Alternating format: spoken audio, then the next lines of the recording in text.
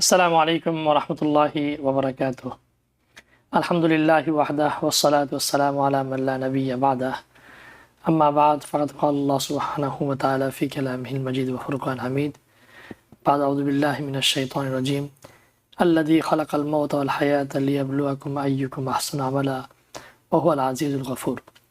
ওয়া ইয়াকুলু আল্লাহু সুবহানাহু ওয়া তাআলা ওয়ালানাবলুওয়ান্নাকুম বিশাইইম মিনাল খাউফি ওয়াল জু'i ওয়া নাকসিম মিনাল আমওয়ালি ওয়াল আনফুসি ওয়াথ থামারাত وبشر الصابرين الذين إذا أصابتهم مصيبة قالوا إنا لله وإنا إليه راجعون أولئك عليهم صلوات من ربهم ورحمة أولئك هم المهتدون صدق الله العظيم। প্রিয় দর্শক, ইসলাম ও জীবনের পক্ষ থেকে আপনাদের সবাইকে আন্তরিক স্বাগত। আল্লাহ সুবহানাহু ওয়া তাআলা আমাদেরকে সৃষ্টি করেছেন, আমাদের সৃষ্টিকর্তা, এবং সমস্ত সৃষ্ট জীব অ্যাকর্ডিং টু হাদিস অনুযায়ী 18,000 মখলুকাত, 18,000 আল্লাহ সৃষ্টি বস্তু, তার মধ্যে সর্বশ্রেষ্ঠ সৃষ্ট জীব হিসাবে আল্লাহ আমাদেরকে সৃষ্টি করেছেন। এবং আল্লাহ দ্ব্যর্থহীন কণ্ঠে ঘোষণা দিয়েছেন, লাকাদ খালাকনাল ইনসানা ফি আহসানি তাকওয়িম।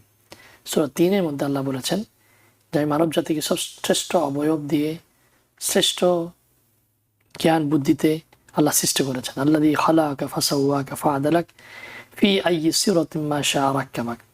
আল্লাহ বলেন, তিনি সেই সত্তা যিনি তোমাকে সৃষ্টি করেছেন সুন্দর অবয়ব দিয়ে, এবং তিনি যেভাবে চেয়েছেন সেভাবে তোমাকে সৃষ্টি করেছেন। তো আমরা সেই শ্রেষ্ঠ জীব আশরাফুল মখলুকাত আল্লাহ তাআলা আমাদেরকে সৃষ্টি করেছেন এবং আমাদেরকে দুটি কাজ দিয়েছেন, দুটি জিনিস দিয়েছেন আমাদেরকে, একটি মউত, একটি হায়াত। আল্লাযী খালাকাল মাউতা ওয়াল হায়াতা লিয়াবলুয়াকুম আইয়ুকুম আহসানু আমালা। তিনি বলেছেন সূরাত মুলকের মধ্যে যে আমি তোমাদের জন্য সৃষ্টি করেছি মউত এবং হায়াত। তো মুফাসসিররা বলেন যে প্রথমত হওয়ার কথা আল্লাযী খালাকাল হায়াতা ওয়াল মাউতা, যেটা আমরা জীবিত তারপরে মৃত্যু আসবে। তো আল্লাহ বলেছেন আল্লাযী খালাকাল মাউতা ওয়াল হায়াতা লিয়াবলুয়াকুম আইয়ুকুম আহসানু আমালা, যে আল্লাহ মৃত্যু এবং জীবিত দান করেছেন, মউত এবং হায়াত দান করেছেন, যাতে করে তোমাদেরকে টেস্ট করা হয়, তোমাদেরকে পরীক্ষা করা যায় তোমাদের মধ্যে সর্বোত্তম আমলকারী কে, সর্বোচ্চ এবং সর্বোচ্চ সুন্দরভাবে কি আমল করতে পারে।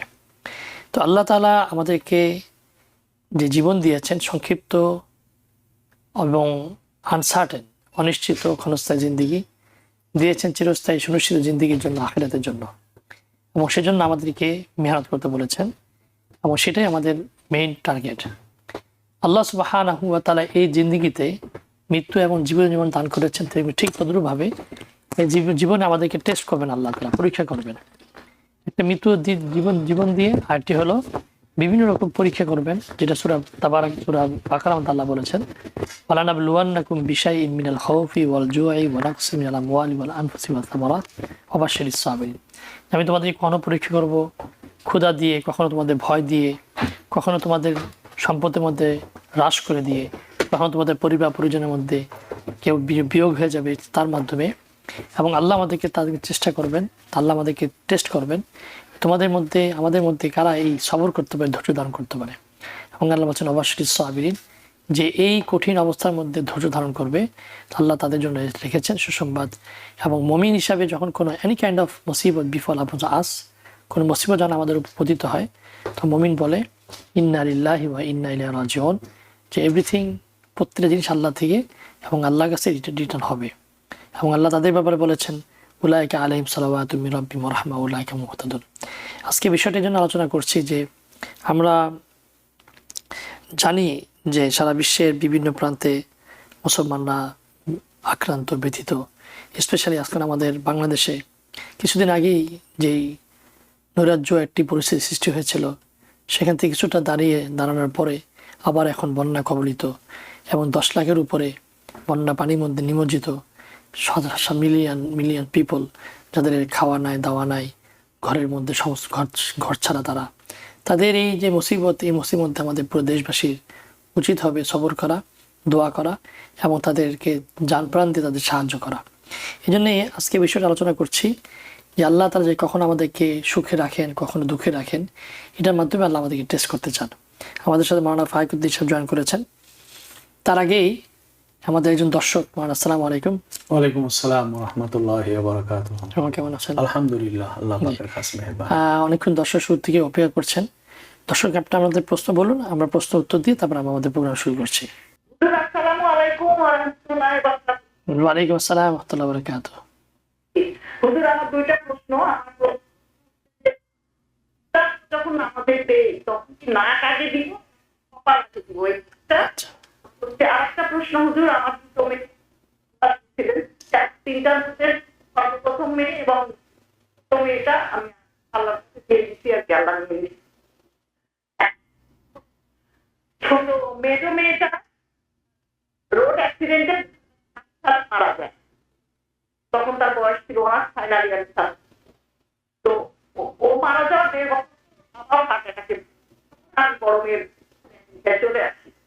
এখন কথা হলো পর আমাদের বাড়িতে আমার মেয়েকে দাফন করার পর বাবা কবরটা বাঁধা টান লিখে, আমি তো মাথায় ছিল না, এখন মনে হয় কবর তো বাঁধা ঠিক না, তো এখন কি করবো, কবরে ফেলবো?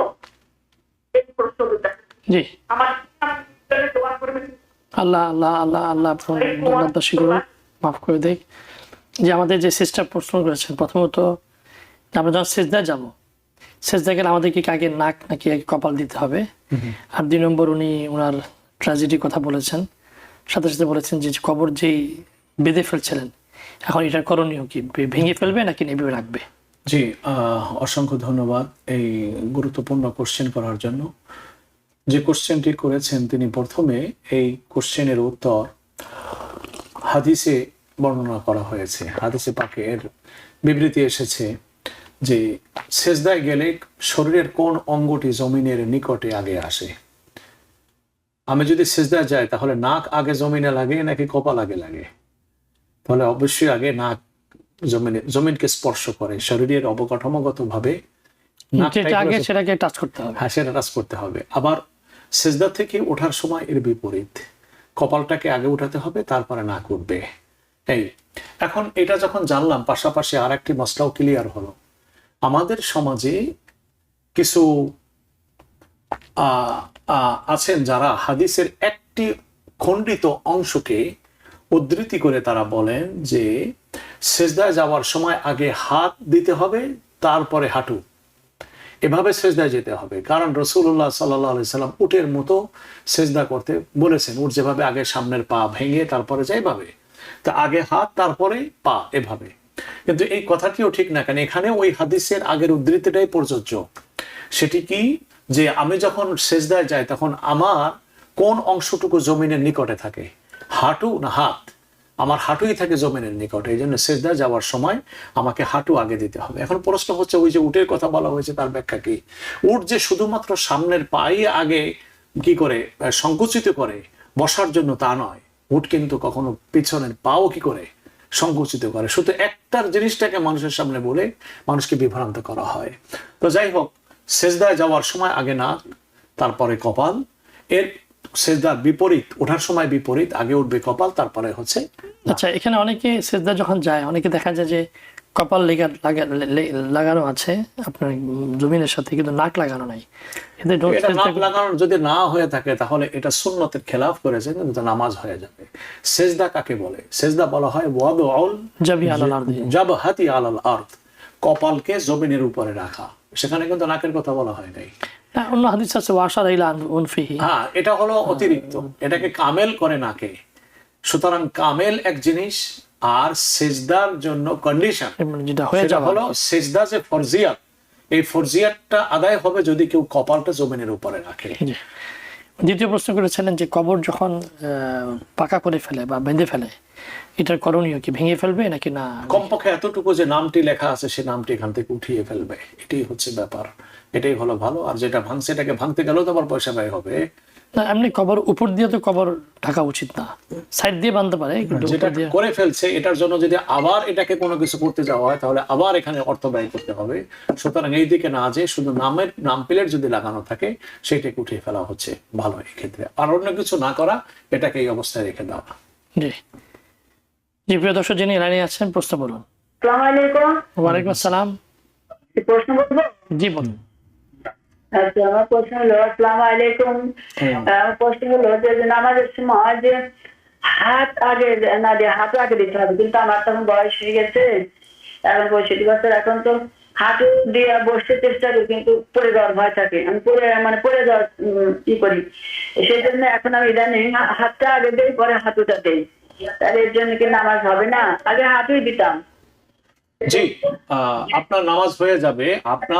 আপনার যদি শারীরিক অক্ষমতা থাকে তাহলে সেক্ষেত্রে আপনি যেভাবে সেজদায় যেতে পারেন সেটাই হলো সেটা ইসলাম এটাকে মেনে নেয়। যদি কেউ না পারে তার বসে নামাজ পড়বে। হ্যাঁ, না পারে বসে নামাজ পড়বে, কিন্তু কথা হচ্ছে যদি উনি হাঁটু পরে দিয়ে হাতের উপরে দিয়ে যদি উনি যেতে যদি স্বাচ্ছন্দ্য বোধ করেন ওনার শারীরিক হ্যাঁ, অনেকে হাঁটু ব্যথা থাকে যেটা, তাহলে এটি জায়েজ আছে, এটি কোনো অসুবিধা নেই। জি, যে সিস্টার যে লাইনে আছে প্রশ্ন বলুন। আসসালামু আলাইকুম হুজুর, আপনারা ভালো আছেন? জি, জি, জি। আলহামদুলিল্লাহ। হুজুর, আপনি নিশ্চয়ই চিনেন, আমি জলি বলছিলাম। হুজুর, আপনারা আমার জন্য দোয়া করবেন, এই মার্কেটে আমার সার্জারিটা করাবো। আর আমার একটা প্রশ্ন হচ্ছে হুজুর, আমার যে সার্জারিতে যে সার্জন করবে উনি কিন্তু পুরুষ ডাক্তার। এই সময়ের মধ্যে আর আমি একটুকু চিন্তা করি না যে কোনো ফিমেল ডাক্তার খুঁজে বের করা। এর মধ্যে দেখতেছি বেশিরভাগ যে সার্জন গুলা থাকবে 10 জনের মতো মেল ডাক্তার দেখতেছি। তো আমার মনে হচ্ছে এটা কি আমার কি কোনো গুনাহ হবে হুজুর? আর এই সময়ের মধ্যে তো আমি এত কিছু চেঞ্জ করতে পারতেছি না। আর আমার জন্য আপনারা দোয়া জি, করবেন। ইনশাআল্লাহ। আর আমার মা অনেক চিন্তা করতেছেন আমার জন্য, আমার মার উদ্দেশ্যে হুজুর আপনারা যদি কিছু বলতেন, উনি আপনাদের অনুষ্ঠানটা রেগুলার দেখেন, একটু কিছু বলবেন যাতে উনি ধৈর্যটা ধরতে পারেন আমার ডিউরিং দ্য সার্জারি টাইম। আর আপনারা খাস করে আমার জন্য দোয়া করবেন। আসসালামু আলাইকুম। আসসালাম। যে সিস্টার জলি উনি উনার অপারেশন হয়েছে, তো উনি বলছেন যে দোয়া করার জন্য। সাথে সাথে ওনার আম্মা খুব চিন্তিত ব্যথিত, তো ওনার আম্মার জন্য কোনো সান্ত্বনা বাণী যেন সান্ত্বনা পান। অপারেশন হয়ে গেছে না হবে হবে হবে এবং প্রশ্ন করেছেন যে যেহেতু পুরুষ ডাক্তার, উনি কোনো মহিলা ডাক্তার পাননি, তাকে সফল করুন, আমরা আপনার জন্য প্রার্থনা করি। নাম্বার 2 হচ্ছে এই, দেখুন ডাক্তার আপনার এখানে কোনো চয়েস নেই কোন ডাক্তার আপনাকে দিতে হবে, না পুরুষ ডাক্তার না মহিলা ডাক্তার। ট্রিটমেন্টের জন্য শরীয়তের এই সমস্ত বিধিবিধানগুলোকে অনুমোদন করেছে যে পুরুষ ডাক্তার যদি মহিলা পেশেন্টের অপারেশন করে শরীয়তে সেটাকে অনুমোদন করেছে। সুতরাং এই ট্রিটমেন্টের ক্ষেত্রে আপনার যেহেতু এখানে অপশন নেই, সুতরাং ডাক্তার যদি পুরুষ হয় সেখানে আপনার কোনো গুনাহ হবে না। আপনি নির্দ্বিধায় অসংকোচে এই পুরুষ ডাক্তারের মাধ্যমে আপনি আপনার অপারেশন আপনি করাতে পারেন। আপনার আম্মার জন্য কথা হচ্ছে এই যে দেখুন আল্লাহ সুবহানাহু ওয়া তাআলা রোগ দিয়েছেন, রোগের স্রষ্টা আল্লাহ, এবং আল্লাহ সুবহানাহু ওয়া তাআলা সেই রোগের উপশমের পথ বর্ণনা করেছেন। ইন্না লিকুল্লি দাইন দাওয়া, পৃথিবীতে যত রোগ আছে সমস্ত রোগের ট্রিটমেন্টও আছে। আল্লাহ পাকের যদি ফয়সালা হয়ে থাকে কোনো বিষয়ের তাহলে সেটি ভিন্ন কথা, কিন্তু রোগের সাধারণ পর্যায়ে প্রত্যেকটি রোগের ঔষধের ব্যবস্থা আল্লাহ সুবহানাহু ওয়া তাআলা করেছেন। আমার যে জীবন, এই জীবনটা আল্লাহর দেওয়া আমানত, এটার সুস্থতা বিধান করার জন্য যা কিছু করণীয় সেটা আমার উপরে আল্লাহ পাক অর্পণ করেছেন। এই দায়িত্বটুকু পালন করতে আমি বাধ্য। আমি যদি অসুস্থ হয়ে থাকি তাহলে আমাকে সুস্থতার জন্য ট্রিটমেন্ট, ওষুধ গ্রহণ, ডাক্তারের শরণাপন্ন হওয়া, অপারেশনের শরণাপন্ন হওয়া, এটা আল্লাহ পাকের নির্দেশ। সুতরাং আমাকে এই কাজটুকু গ্রহণ করার দায়িত্ব আল্লাহ পাক দিয়েছেন। সুতরাং আমাকে আমার সুস্থতার জন্য আমাকে আল্লাহ পাক যে দায়িত্ব দিয়েছেন এটা ফরজ আমার সুস্থতা বিধান করা। সুস্থতা রক্ষার জন্য যে সমস্ত কাজের উপরে আমি নির্ভরশীল সেই তার জন্য একই হুকুম। যেমন নামাজের জন্য অজু হচ্ছে আপনার কন্ডিশনাল, অজু ছাড়া নামাজ হয় না। এই জন্য নামাজ যদি ফরজ হয়ে থাকে আর নামাজ যদি নির্ভর হয়ে থাকে অজুর উপরে, এই জন্য অজু করা ওকে শরীয়তে ফরজ বানানো হয়েছে। সুস্থতার জন্য অপারেশন যদি এখন মাস্ট হয়ে থাকে তাহলে এই অপারেশনটা করাও তার জন্য ফরজ। সুতরাং আল্লাহ পাকের এই বিধানকে পালন করার নিয়তে যদি অপারেশন করে সে এক্ষেত্রে সওয়াবের নেকি হবেন, অধিকারী হবেন। সুতরাং এই জিনিসটাকে নিয়ে কখনো দুশ্চিন্তাগ্রস্ত হওয়ার কোনো সুযোগ নেই। যেহেতু সুস্থতা আমার হাতে নয়, আল্লাহ পাকের হাতে। আল্লাহ পাকের কাছে শুধু দোয়া করুন আল্লাহ পাক যেন আপনার সন্তানের এই অপারেশন যেন সফল করেন, এটি হচ্ছে কথা। আর আপনি লা ইলাহা ইল্লা আনতা সুবহানাকা ইন্নী কুনতু মিনাজ জালিমিন ফাস্তাজাবনা লাহু ওয়া নাজ্জায়নাহু মিনাল গাম্মি ওয়া কাযালিকা নুনজিল মুমিনিন। এই আয়াতটুকু আপনি পাঠ করবেন। আরেকটি দোয়া রাসূলুল্লাহ সাল্লাল্লাহু আলাইহি ওয়াসাল্লাম শিখিয়েছেন, ইয়া হাইয়্যু ইয়া কাইয়্যুম লা ইলাহা ইল্লা লা ইলাহা ইল্লা আনতা ইয়া হাইয়্যু ইয়া কাইয়্যুম লা ইলাহা ইল্লা আনতা অবিরহমাতিকা আস্তাগীথ অবিরহমাতিকা আস্তাগীথ। এই দোয়াটি আপনি বেশি বেশি পড়ার চেষ্টা করবেন। আল্লাহ পাক আপনাকে আমরা দোয়া করব ইনশাআল্লাহ আল্লাহ যেন ওনাকে সুস্থ করে দেন এবং পরিবারের মধ্যে শান্তি ফিরে নিয়ে আসুক। প্রিয় দর্শক, আমরা বলছিলাম যে আজকে যে বিষয়ে আমরা আলোচনা করছিলাম সেই বন্যার্থীদের ব্যক্তিদের জন্য সহযোগিতা করা, সাহায্য করা। তো আমরা TBN 24 এর ফ্যামিলি এবং TBN24 পক্ষ থেকে আমাদের ফান্ড একটি গঠন করা হয়েছে এবং আলহামদুলিল্লাহ সারা ফেলেছে। সারা টিভি যারা দেখেন এবং সারা আমেরিকাতে সব জায়গাতে যারা সহায়তা পাঠাতে চান তারা ACH করুন চেজ ব্যাংকের আদ্দিন অ্যাকাউন্টে। অ্যাকাউন্ট নম্বর হলো 7263288831, রাউটিং নাম্বার 021000021।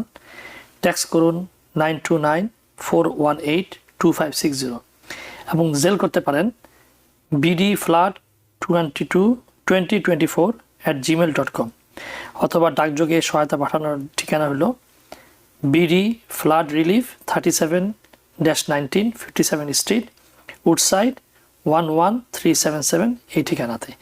আশা করি এই অ্যাড্রেসটা আমাদের টিভি স্ক্রিনের মধ্যে দেওয়া হবে, আমাদের যিনি দেওয়া আছে। তো আপনারা যদি দেখে নেন আমাদের সবার জন্য উপকার হবে। বিশেষভাবে আল্লাহ বলেছেন ইনতানসুরুল্লাহ ইয়ানসুরুকুম, তুমি যদি আল্লাহকে সাহায্য করো আল্লাহ তোমাকে সাহায্য করবে। আল্লাহ তো আমাদের সাহায্যের মহতাজ নয়। আর এটা মানেই হলো যে আল্লাহর যারা ব্যথিত, যারা নাকি বিভিন্ন রকম অবস্থা খারাপের মধ্যে আছেন তাদেরকে সহযোগিতা করা। আমরা যদি আমাদের যে বাংলাদেশের যারা বন্যার্থদের সহায়তা যদি আমরা এগিয়ে আসি এবং আমাদের একদিনে কফির টাকা যদি আমরা পাঠিয়ে দিই, বিরাট বড় সহযোগিতা হবে। আমাদের এখানে অলমোস্ট লক্ষ লক্ষ বাংলাদেশি এবং মুসলমান রয়েছে। আমরা যদি কালেক্ট করে টাকাগুলো তাদেরকে পাঠিয়ে দিই, তাহলে যে হাজার হাজার লক্ষ লক্ষ লোক পানির মধ্যে রয়েছে, তাদের ফ্যামিলি নেই, অনেকে অসহায়ত্বের মধ্যে আছেন, তাদের সহযোগিতা হবে। তো আমাদের আপনাদের মধ্যে অনুরোধ থাকবে যে স্ক্রিনের মধ্যে যে নাম্বারটি ভেসে উঠেছে, যে অ্যাকাউন্ট নাম্বার এবং রাউটিং নাম্বার, অথবা আপনাদের ডাইরেক্টে 3719 57 স্ট্রিটে উডসাইড 11377 এই ঠিকানাতে আপনাদের চেক অথবা আপনাদের মানি পাঠাতে পারেন। জি, আমাদের দর্শক রয়েছে, আবার প্রশ্ন নিয়ে নেই। প্রিয় দর্শক যিনি আছেন প্রশ্ন বলুন। আসসালামু আলাইকুম রাহমাতুল্লাহ। ওয়ালাইকুম আসসালাম। সাহায্যটা দেখাতে টাকা থেকে দেওয়া যাবে কিনা আর যখন বাসায় বিজনেস করি। আর 2 নম্বর প্রশ্ন হচ্ছে, এখানে তো ছেলেমেয়েরা ঠিক মতো নামাজ রোজা ভালো করে পড়ে না, কথা শুনে না, তো এরকম কোন নিয়ত বা দোয়া আছে নাকি যে ছেলে মেয়ের জন্য? আমরা অনেক মানে অভিভাবকীয় সদস্য যাদের রব্বানা হাবলানা এই দোয়াটা পড়ি, তারপরে আর কোনো বিশেষ দোয়া থাকলে একটু বলবেন। তো ভালো থাকেন, আল্লাহ হাফেজ। ধন্যবাদ। আমাদের সিস্টার প্রশ্ন করেছেন যে আমাদের প্রত্যেকে আমরা জানি যারা নাকি আমেরিকায় বসবাস করছি, কারণ আমাদের পরিবারের মধ্যে আমাদের থেকে বাচ্চাদের মধ্যে একটা গ্যাপ রয়েছে, ব্যারিয়ার রয়েছে। তো আমরা যেটা চিন্তা চেতনা, আমাদের যে মানসিকতা, সেখানে আমাদের বাচ্চাদের সেই মানসিকতা না। আমরা চাই যে আমাদের বাচ্চাগুলো দিনের উপর চলার চেষ্টা করুক, বাবা মার কথা শুনুক, ইসলাম যেটা বলে সেটা মানুক। কিন্তু কঠিন, তারা তো এই সোসাইটি বড় হচ্ছে। তেমন এই বাচ্চাগুলোকে কিভাবে দিনের পথে রাখা যায়, কীভাবে তারা বাবা মার সম্মান করে, বাবা মার বাধ্যতার মধ্যে থাকে এবং আল্লাহর হুকুম মতন চলে, দোয়া ছাড়া কি কোনো করণীয় আছে কিনা আমাদের জন্য? জি, এটা আমরা এই জাতীয় কোশ্চেন আমরা ইতিপূর্বেই উত্তর দিয়েছি। 1 নম্বর হচ্ছে এই বাপ মা যারা তাদের সন্তানের সামনে তাদের নিজেদেরকে আইডিয়াল পার্সন হয়ে যেতে হবে এবং সন্তানের পিছনে সময় দিতে হবে। আর সন্তানের যে শিক্ষা দীক্ষা, সেক্ষেত্রেও এই নামাজের গুরুত্ব, নামাজ না পড়লে তার কি ক্ষতি, এ সমস্ত বিষয়ে তাকে প্র্যাকটিক্যালি তাকে বোঝাতে হবে। এই বোঝার ব্যবস্থা যদি আমি কারো কাছে নিয়ে যাওয়ার দ্বারা যদি সম্ভব হয়, টিচিং এর মাধ্যমে যদি সম্ভব হয় সেটা করা, কিংবা কোনো দিনে হালাকা, সে হালাকায় তাকে নিয়ে যাওয়ার চেষ্টা করা, মসজিদগুলোর সাথে সম্পর্ক করা, ইউথ প্রোগ্রামের সাথে সম্পর্ক রাখা, দিনই হালাকায় যাওয়ার চেষ্টা করা ইত্যাদি, এগুলো। আর না হলে ওয়েবসাইটে মাধ্যমে বিভিন্ন যারা স্কলার আছেন তাদের মোটিভেশনাল যে সমস্ত স্পেসগুলো আছে, ওয়ার্ল্ড ফেমাস, যাদের কথা শুনে লক্ষ লক্ষ যুবকরা তারা পথের সন্ধান পেয়েছেন, এই সমস্ত স্কলারদের আলোচনা শোনা, ভালো যারা অথেন্টিক যারা, তাদের আলোচনা শোনা, এগুলা শোনার ব্যবস্থা করা ইত্যাদি। আর সন্তানের সাথে খুব ফ্রি হওয়া। আমরা অনেক সময় আমরা সাইকোলজি বুঝতে পারি না বাচ্চাদের। আমরা আমাদের বাচ্চাদের সাথে ওইভাবে ট্রিট করি যেভাবে আমাদের বড়রা আমাদের সাথে আমাদের দেশে করতেন। আমাদের দেশের প্রেক্ষিতে সেটা ছিল যথার্থ, কিন্তু আমেরিকার সমাজে এখানকার বাচ্চারা যে এনভায়রনমেন্টে গড়ে উঠেছে, বড় হচ্ছে, তাদের চতুর্দিকে তারা যা দেখছে, চতুর্পার্শ্বে তারা যে জিনিস অবলোকন করছে, আমাকে এই দেশে ওই ওয়েতে তাদের সাথে ট্রিট করতে হবে, ওই ওয়েতে তাদের সাথে ট্রিট করতে হবে, এটা আমাদেরকে মনে রাখতে হবে। জি, আর যে এটা খুব আসলে যেটা আপনি বলছেন, এটা আসলে আমাদের যেহেতু ইমাম, আমাদের মসজিদগুলোতে কালকেই তফসির প্রোগ্রাম হচ্ছিল, কয়েকটা বাচ্চা চলে আসছে, তো আমাদের যারা মুরব্বী, এই মসজিদে বেরো, কিন্তু তো এটা বলার ওয়ে আছে। এরা আরবিয়ান বাচ্চা বা আমেরিকান বাচ্চা, তারা তো এইভাবে বুঝবে না, হয়তো তফসির তাদের ডিস্টার্ব হচ্ছে শুনতে, কিন্তু যে বলার যে ওয়ে যেটা, সেটা যদি আমরা ওইভাবে না বলি, তাহলে বাচ্চাগুলোও মুশকিলে পড়বে, আর আমাদের জন্য একটা। এই জন্য যারা এই জাতীয় কথা বেরো কথাটা বলে, যারা বয়সী পুরুষ, তারাই বলে, মুসল্লি তারাই বলে। এই জন্য এদের তো কোনো খেয়ে বসে কাজ নাই। এই জন্য তারা ওই বাংলাদেশে থাকলে যেভাবে বার্ধক্য জীবনে এসে খালি মাতুব্বারি করার চেষ্টা করে, মসজিদে এসেও ঠিক একই ওয়েতে তারা কাজ করার চেষ্টা করে। এই বাচ্চারা মসজিদে যদি না আসে, এরা নামাজ এটা শিখবে কিভাবে? নামাজ যে একসাথে কালেকটিভলি আদায় করতে হয়, এই ধারণা তার জন্মাবে কিভাবে? এ কি আমার ভবিষ্যৎ নয়? আমার এই সন্তান যে দিনের উপরে থাকুক, এটাকে আমি চাই না? তাহলে আমি যদি আমার বাচ্চাকে মসজিদে নিয়ে না আসি, তাহলে মসজিদে আসার তাদের জন্য একটা কমফোর্ট জোন হতে হবে, এটা আমাদের সামাজিক দায়িত্ব, আমাদের দ্বীনি দায়িত্ব।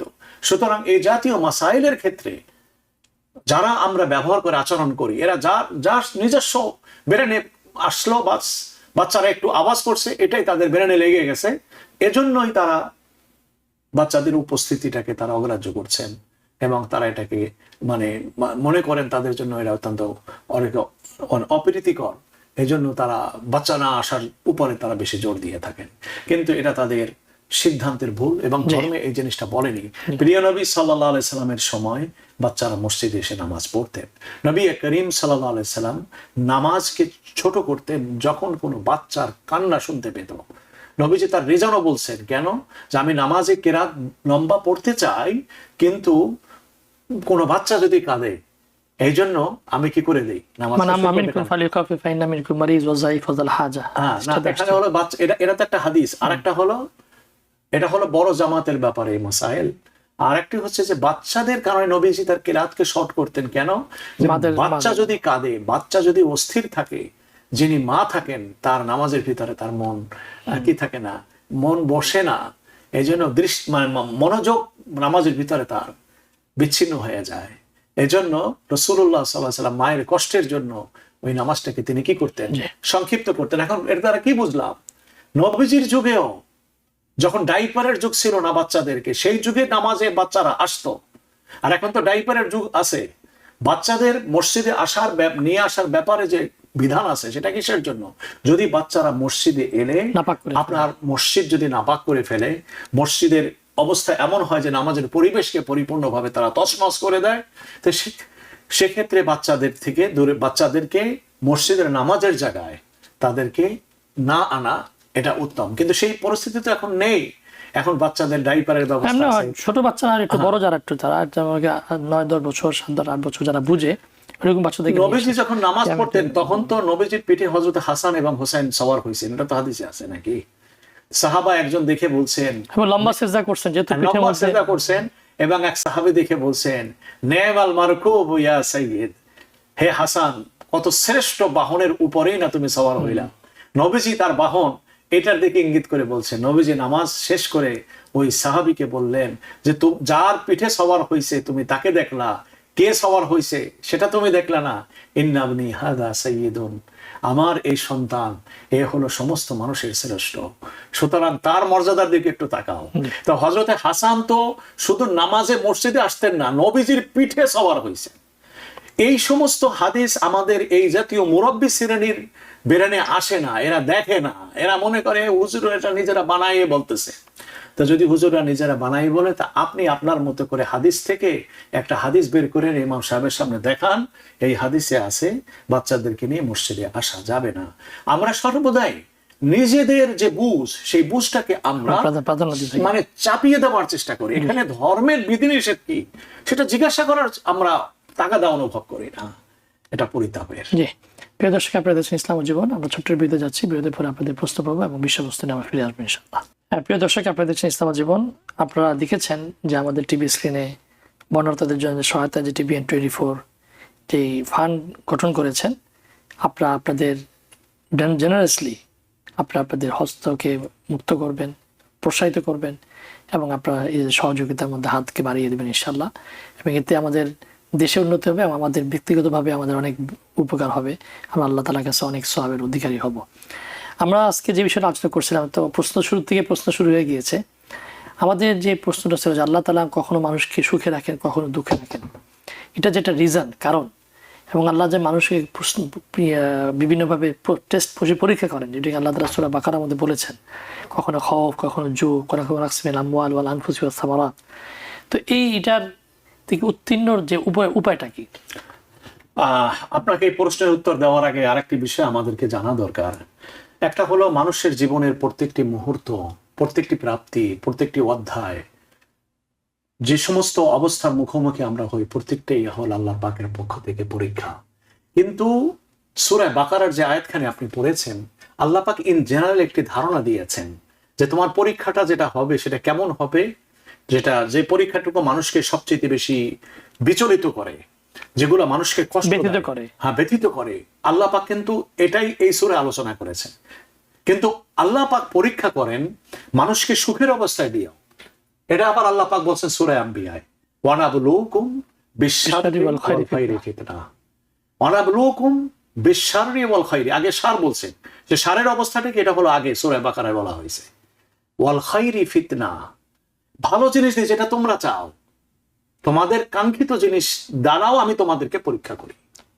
আল্লাহ সুবহানাহু ওয়া তাআলা প্রতাপশালী শাসক ফেরাউনকে বানিয়েছিলেন। শাসন তার ডাইনেস্টি চলছে 250 বৎসর পর্যন্ত।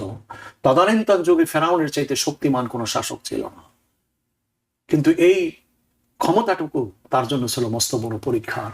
কিন্তু সে এটা বুঝতে পারে নাই, এজন্য সে দাবি করছে আনা রাব্বুকুমুল আলা, আম আনা খায়রুম মিন হাযাল্লাযী হুয়া মাহিন ওয়া লা ইয়াকাদু বিন, আমানা খায়রুম মিন হাযাল্লাযী হুয়া মাহিন ওয়া লা ইয়াকাদু বিন ফালাউলা উলকিয়া আলাইহি আসরাতুম মিন যাহাবিন আও জামা'আল মালাক মুক্তারিন ফাস্তাখাফফা কওমাহু ফাআতাউহু ইন্নাহুম কানু কওমান ফাসিকিন। সো কোরআনে মাজিদে আল্লাহ পাক এটি ভুরি আলোচনা করেছেন। তো ভালো অবস্থায় আল্লাহ পাক পরীক্ষা করেন, মন্দ অবস্থায় আল্লাহ সুবহানাহু ওয়া তাআলা পরীক্ষা করেন। মুমিন বান্দার শান হচ্ছে দুইটা, এক নম্বর হচ্ছে সবর, আর একটা হচ্ছে শুকর। সবর কাকে বলে? কোন মুসিবত যদি আসে তখন স্থিতিশীলতা রক্ষা করে চলা। আত-তাসাব্বুতু বিল খায়র, ইবনে মুনজির আফ্রিকি তার যে লিসানুল আরব যে ডিকশনারি আছে সেখানে এই ব্যাখ্যা দিয়েছেন যে সবর শব্দের অর্থ হচ্ছে, আবিধানিক অর্থ হচ্ছে আত-তাসাব্বুতু বিল খায়র, ভালো কাজের উপরে জমে থাকা, বিপদের মুহূর্তে নিজকে মনের দিক থেকে মানসিকভাবে কি থাকা, সুদৃঢ় থাকা, স্থিতিশীল থাকা, এটার নাম হচ্ছে সবর। শরীয়তের পরিভাষায় 3 ধরনের অবস্থায় থাকার নামই হলো ধৈর্য। এক নম্বর হলো আপনার as-sabru ala ta'a, নেক কর্ম করতে যে সমস্ত মনে করেন বাধা আসে সেগুলোকে হাসি মুখে বরণ করে নেওয়া। ফজরের টাইমে সিজদাতে বেলা উঠতে অনেক কষ্ট হয়, সেখানে ঘুমের এই আরামটাকে বর্জন করে ইবাদতের জন্য রাত্রোত্থান করা, এটি হলো আমার ইবাদতের জন্য সবর হয়ে গেল। আর একটি হচ্ছে মানে as-sabru anil ma'siyati, আমি জানি এই প্রাপ্তি আমার জন্য দুনিয়ার অনেক লাভ এনে দিবে, এই লোভটা বর্জন করা সেই মুহূর্তে, হারাম প্রাপ্তি থেকে নিজকে মুক্ত রাখার জন্য মনকে যে কি করা, মুক্ত করে ফেলানো, এটাও কিন্তু as-sabru anil ma'siyati। এটা হলো 2 ধরনের। আর আওয়াজ সবরু ইনদাল মুসিবা, মুসিবা বিপদের মুহূর্তে আপনার কি করা, ধৈর্য ধারণ করা। তো 1 নম্বর হলো প্রাপ্তির ক্ষেত্রে, মানে মুসিবতের ক্ষেত্রে আপনার কি করা, ধৈর্য ধারণ করা, এটাকে সবর বলা হয়েছে। আর একটা হলো শুকর। কোন প্রাপ্তি যদি হয় এটাকে নিজের মনে না করা, নিজেকে অনন্য মনে না করা, মনে করা এটা যে আমি এটার উপযুক্ত ছিলাম না, আল্লাহ পাক আমাকে দয়া করে দিয়েছে। হযরত নূহ আলাইহিস সালাতু ওয়াস সালাম ইন্নাহু কানা আবদান শাকুরা, যেমন যেমন সূরা বনী ইসরাঈলে বলা হয়েছে ওয়া আতাইনা মূসাল কিতাব ওয়া জাআলনা হুদাল লিবানি ইসরাঈল লা তাত্তাখিযু মিন দুনি ওয়াকিলা যুররিয়াতা মান হামালনা মাআহু মা নূহ ইন্নাহু কানা আবদান শাকুরা। তিনি ছিলেন আমার শুকরগুজার বান্দা। তো সমস্ত নবী তো শুকরগুজার ছিলেন। নূহ আলাইহিস সালামের কথা কেন বললেন? বলছে নবী আলাইহিস সালামের ভিতরে এই মানে শুকর করার এই অভ্যাসটা, পরিমাণটা বেশি ছিল অন্য অন্য নবীদের চাইতেও। সেটা কিভাবে? যে তিনি যখন কোনো প্রাপ্তি লাভ করতেন, তিনি 1 গ্লাস পানি পান করতেন, তখনও তিনি বলতেন, হে আমার আল্লাহ, আমার কোনো ক্ষমতা নাই, আমার কোনো যোগ্যতা নাই তোমার এই নিয়ামত 1 গ্লাস পানি কি করা, পান করার। তুমি আমার জন্য দয়া করে দিয়েছো হে আল্লাহ, তুমি আমার জন্য এই পানির ব্যবস্থা করেছো হে আল্লাহ।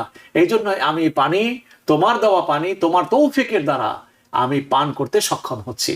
হযরত নূহ আলাইহিস সালাম প্রত্যেকটি প্রাপ্তির ক্ষেত্রে এই জিনিসটা করতেন। তো মুসলমানদের মূল বিষয় হলো 2টির উপরে যদি সে টিকে থাকে তাহলে সে ঈমানের উপরে নিজকে বিদ্যমান রাখতে পারবে। সুতরাং বালা মুসিবত ইত্যাদি যেগুলো আছে এক্ষেত্রে সবরের সাথে কাজ নেওয়া, আর যা প্রাপ্তি দুনিয়ার জীবনে ঘটে এই প্রাপ্তির ক্ষেত্রে এটা আল্লাহ পাকের, যেটা দিয়ে আমি আনন্দিত হই এটাকে আল্লাহর পক্ষ থেকে পরীক্ষা মনে করা, এবং যেটি আমি মনে করছি যে এটার দ্বারা আমার আখিরাতের লাভ হচ্ছে সেটাকে আমার জন্য শুকরিয়া আদায় করতে কি হওয়া, মানে স্থির হওয়া, এবং এই মানসিকতা নিজের ভিতরে সর্বদা পোষণ করা। দেখুন দুনিয়ার ভিতরে একজন মানুষ স্বৈরাচারী কখন হয়, ডিক্টেটর কখন হয়? সে যে মনে করে আমি ছাড়া আর কেউ নাই, আমার চাইতে কেউ উপযুক্ত শাসন করার ক্ষমতা রাখে না, আমি হলাম অতুলনীয়, আমি ছাড়া এখানে কেউ যোগ্য নয়। তখন সে কি করে? নিজের আইনকে, নিজের চাহিদাকে, নিজের প্রত্যাশাকে, নিজের সুবিধাকে, নিজের পদকে সে অন্যের উপরে চাপিয়ে দেওয়ার চেষ্টা করে। এই জন্য দেখুন আমিরুল মুমিনিন যারা ছিলেন তারা রাষ্ট্র পেয়েও, তারা রাষ্ট্রের সুযোগ সুবিধা থাকার পরেও তারা তাদের জীবনটাকে কিভাবে পালন করেছে।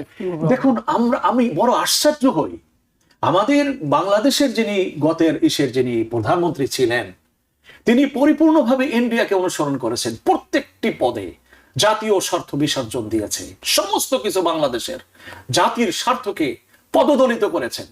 একচাটিয়া ইন্ডিয়াকে তিনি উন্মুক্ত করে দিয়েছেন। কিন্তু ইন্ডিয়ার যারা শাসক ছিল ভালো, তাদের কারো কাছ থেকে কিন্তু তিনি শিক্ষা নেন নাই। আব্দুল কালাম যিনি প্রেসিডেন্ট ছিলেন, তিনি কত মহান একজন প্রেসিডেন্ট ইন্ডিয়া, এটা তো স্বীকার করতে হবে। তিনি যে সুটকেস, যে কাপড় চোপড় নিয়ে তিনি রাষ্ট্রীয় ভবনে তিনি ঢুকছেন, তিনি রাষ্ট্র পরিচালনা করে যখন বেরিয়ে গেছেন, তিনি ঠিক একই কাপড়, একই সুটকেস সেটা নিয়ে তিনি সেখান থেকে বেরিয়ে গেছেন। এটা তো দৃষ্টান্ত যে ইন্দিরা গান্ধীর ফ্যামিলি, আপনি মনে রাজীব গান্ধী, ইন্দিরা গান্ধী এদেরকে মেরে ফেললো, আতাতুর হাতে মারা গেল। রাজীব গান্ধীকে যে মারলো, রাজীব গান্ধীর ফ্যামিলি কি করলো? তার সন্তান দুজন এবং তার স্ত্রী, সেই মহিলা যে নাকি হত্যার সাথে জড়িত ছিল, মৃত্যুদণ্ড হয়েছিল, তার ফাঁসির হুকুম হয়েছিল, এই ফ্যামিলি তাকে মাফ করে দিয়েছে। এগুলা থেকে কি শিক্ষা নিতে পারতো না? উদারতা কি এখান থেকে শেখার ছিল না? এগুলা শিখে না কেন? দাম্ভিকতা, অহংকার, নিজকে মনে করা যে আমার চাইতে বড় কেউ নাই, মানবাধিকারকে তুচ্ছ জ্ঞান করা, কেন আমার অধিকার আগে তারপরে সবকিছু, এই জাতীয় বিষয়গুলো আসে। এই জন্য শুকরের স্বভাব যাদের ভিতরে থাকে তারা যত পদের অধিকারী হয় না কেন, তারা কখনো তাদের লিমিটেশনকে তারা ক্রস করে না। কেন? যেটা জানে এটা আমার পক্ষ থেকে, আমাকে যেটা দেওয়া হয়েছে এটা আল্লাহর পক্ষ থেকে, এটা পরীক্ষা। দেখুন শেখ সাদি একটি কবিতায় কত সুন্দর কথা বলেছেন, আজিজে যে নাকি আসল মনিবের কাছ থেকে মস্তিষ্ককে আলাদা করে ফেলে, চিন্তা চেতনাকে মুক্ত করে ফেলে, বাহার দরকে শোধ যে ইজ্জত না ইয়াফত, সে যে দাঁড়িয়ে উপনীত হোক না কেন সে কোনোদিন মর্যাদা সে লাভ করতে পারে না। ইংরেজিতে একটা কথা বলে, no one salute the set down sun, ডুবন্ত সূর্যকে কেউ কখনো কি করে না, স্যালুট করে না। আজকে দেখুন আমাদের যারা ক্ষমতার মদমত্ততায় যারা ছিল, আজকে যে দেশের তারা তল্পিবাহক ছিল, সেই দেশেই আজকে সে বোঝার কারণ হয়ে গেছে। সেই দেশই তাকে নিয়ে এখন বিপদে আছে। সেই দেশই এখন আর আগের মতো তার আদর সমাদর সুবিধা সবকিছুতে তিনি বরণীয় এগুলা নাই। কেন? তার থেকে এখন স্বার্থ উদ্ধারের আর কিছু অবশিষ্ট নাই।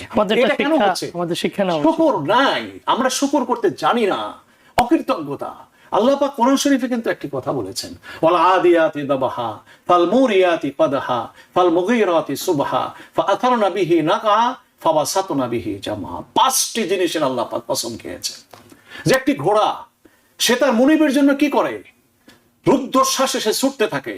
ওয়াল আদিয়াতি দাবহা, রুদ্ধশ্বাসে প্রাণপণ যে ঘোড়া তার মুনিবকে নিয়ে ছুটতে থাকে যাতে দুশমন তাকে কোনো ক্ষতিগ্রস্ত করতে না পারে। সেই ঘোড়াটি কিভাবে তার মুনিবের জন্য নিবেদিত হয়? ফাআথারনা বিহি নাকা, তার খুরের দ্বারা উত্থিত যে ধুলাবালি, আল্লাহ পাক সেই ধুলাবালি শপথ করে বলছেন। এরপর আল্লাহ সুবহানাহু ওয়া তাআলা বলেন, সে যখন খুরটাকে জমিনের উপরে লাগায় প্রাণপণ ছুটতে, যে ওখান থেকে যে আওয়াজ নির্গত হয়, সে তার আল্লাহ সুবহানাহু ওয়া তাআলা নাকা, তার শপথ করে বলছেন ফাওয়াসাতনা বিহি জামা, এবং যারা প্রতিপক্ষ তার মুনিবের, তার প্রতিপক্ষকে ঘায়েল করার জন্য সে যুদ্ধের ময়দানে ঝাঁপিয়ে পড়ে, নিজের প্রাণের দিকে সে খেয়াল করে না। একটি ঘোড়া তার মুনিবের জন্য এতখানি করে। আল্লাহ পাক এই কথাগুলো বলে বলছেন, ইন্নাল ইনসানা লিরাব্বিহি লাকানুত, নিশ্চয়ই মানুষ তার প্রভুর ব্যাপারে সবচেয়ে বড় অকৃতজ্ঞ। আল্লাহ পাক একজন মানুষকে জিরো থেকে হিরো বানান। আল্লাহ পাক হিরো থেকে জিরো বানান। চোখের সামনে হাজারো দৃষ্টান্ত রয়েছে, কিন্তু আল্লাহ পাকের বড়ত্বকে সামনে নিয়ে নিজকে কখনো কৃতজ্ঞশীল বান্দা যারা হতে পারে না, তাদের জীবনের পদে পদে লাঞ্ছনা, দুনিয়ার জিন্দেগিতে তাদের পদে পদে লাঞ্ছনা হয়। এর দৃষ্টান্ত আমাদের সামনে। ইতিহাসের পিছনে যাওয়া লাগবে না, বর্তমান প্রেক্ষাপট যদি আমরা বিশ্লেষণ করি দুনিয়া, এর বাস্তবতা আমরা দেখতে পাবো। সো বালা মুসিবত থেকে বাঁচার থেকেই কথাটা বলছিলাম যে এই দুনিয়ার জীবনের প্রত্যেকটি মুহূর্তটাই হচ্ছে আল্লাহ সুবহানাহু ওয়া তাআলার পক্ষ থেকে। এই দুনিয়াটাকে বলে আর দুনিয়া দারুল বালা, পৃথিবীটাই হচ্ছে আপনার এখানে পরীক্ষা করার জায়গা, মুসিবতের স্থান।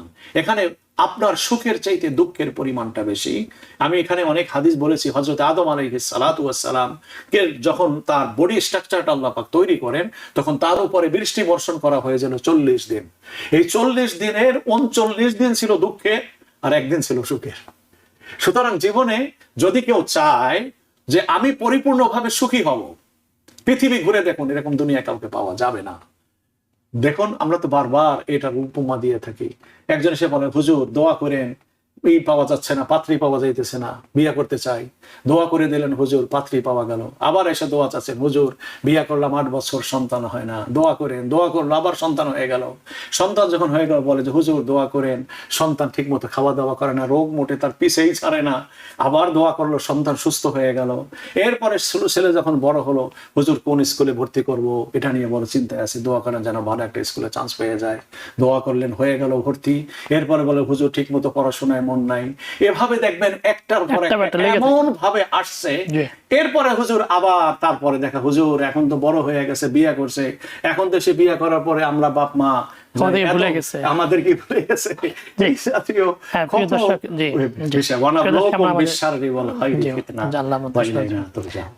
ধন্যবাদ মাওলানা ফায়কুদ্দিন সাহেব। প্রিয় দর্শক, আপনারা দেখছেন ইসলাম ও জীবন। আমরা আমাদের প্রোগ্রামের শেষ পর্যায়ে চলে এসেছি। আমি আবার আপনাদেরকে স্মরণ করে দিচ্ছি যে আমরা বাংলাদেশের প্রায় 10 লাখের উপর মানুষ পানির মধ্যে নিমজ্জিত। তাদের সহায়তার জন্য আমি এখানে একটু জিনিস বলতে চাই। অনেকে আমাকে কোশ্চেন করেছেন, আপনাদের যাদের যাকাতের টাকা আছে, এই দুর্গত মানুষদেরকে যাকাতের টাকা দেওয়া যাবে কিনা? নির্দ্বিধায় বন্যা কবলিত, বন্যা প্রপীড়িত মানুষ, মানবতার জন্য আপনারা যাকাতের টাকাও এখানে ব্যয় করতে পারবেন। খায়রুন নাসি মান ইয়ানফাউন নাস, মানুষ যার দ্বারা উপকৃত হয় সেই ব্যক্তি হলো শ্রেষ্ঠ। যে ব্যক্তি নামাজ পড়ে, ডাইরেক্ট হাদিসে বলা নাই সে শ্রেষ্ঠ, সে আল্লাহ পাকের কাছে শ্রেষ্ঠ। কিন্তু রাসূলুল্লাহ বলছেন খায়রুন নাস মান ইয়ানফাউন নাস, ওই মানুষই শ্রেষ্ঠ যার দ্বারা মানবতা উপকৃত হয়।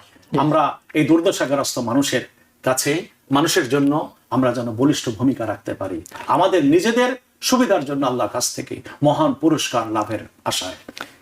প্রিয় দর্শক, ইনশাআল্লাহ নেক্সট উইকে আবার দেখা হবে। আজকের মতো এখানে শেষ করছি। আসসালামু আলাইকুম ওয়া রাহমাতুল্লাহি ওয়া বারাকাতুহু। TBN 24 টেলিভিশন দেখতে আজই কল করুন 7187776556। লগ ইন করুন www.totalcablebd.com। নিউ ইয়র্ক থেকে সম্প্রচারিত TBN 24 টেলিভিশন বিশ্বজুড়ে বাঙালির কণ্ঠস্বর।